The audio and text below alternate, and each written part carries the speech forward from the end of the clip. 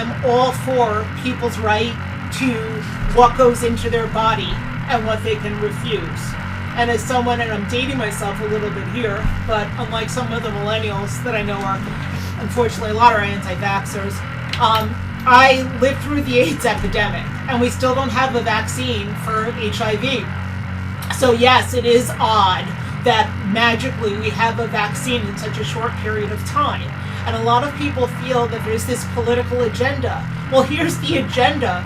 COVID doesn't discriminate. COVID doesn't target minority populations. It's an equal opportunity killer. And that's why we have a vaccine. And that's why we don't have a vaccine for HIV and AIDS, because certain populations are targeted more heavily than others.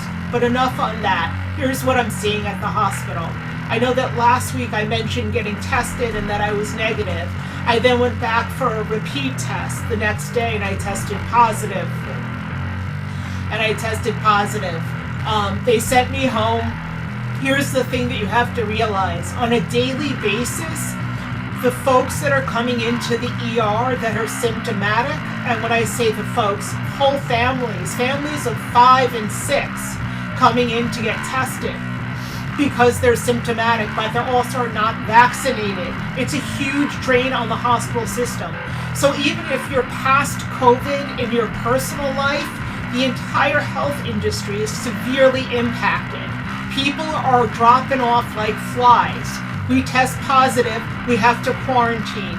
Morale is at an all-time low. So even if you're past COVID, and take COVID out of the picture, if your loved one needs medical care and they have to come to a hospital, and this is around the country, this is not just in the tri-state area, but if you have to come to a hospital, all hospitals now, because of COVID, are hugely understaffed.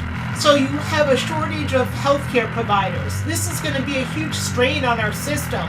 So yes, you can be past COVID in your life, but God help you if you or a loved one really does need emergency care and come to a hospital, because there just aren't enough providers. I can't tell you how many people I've had to counsel. These are higher level administrators at the hospital who are in tears with their head on their desk because of the call outs, because people are sick and people are burnt out. So at the end of the day, even with COVID out of the picture, you can't get the medical care you need, and that's secondary to the pandemic. And please, please, please, if you are sick, do not go to the emergency room to get tested for COVID. That is the last place on earth you need to be. You're putting yourself at risk and you're putting other people at risk. If you're feeling the symptoms, assume you have COVID or the flu. It doesn't matter. Both can kill you. I don't think anyone is saying that the vaccine is a cure. No one is saying that. No one is saying that at all. And yeah, we have people that are vaccinated that are being admitted to the hospital, but the large majority 95% are not vaccinated.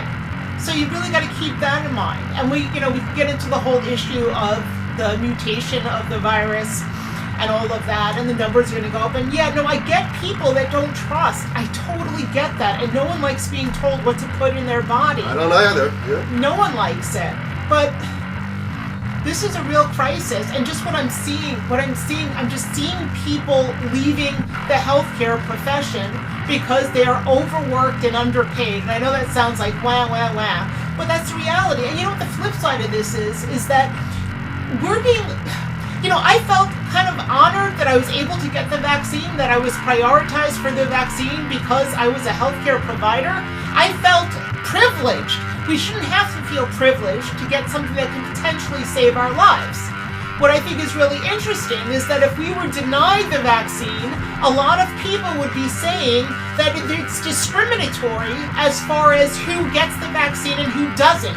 That certain classes or certain socioeconomic groups are more privileged to get the vaccine but don't. But the vaccine is available to everyone. So for free. I don't know. But what I also think is quite ironic is that when folks, and again, please, if you're sick, do not go to the ER. I cannot stress that enough. But I'm seeing folks, they don't trust the science to get vaccinated. And that's their right and that's their choice. But then they're bombarding the medical system when they get sick. And that I feel is, it's a strain. Does everyone have the right to access care regardless of their political convictions? Yes. But this is not just political. If you're choosing not to get the vaccine and you get sick, yes, you should get help if you're in acute respiratory crisis. But if you have a cold and you're sniffling, don't come to the ER to get tested.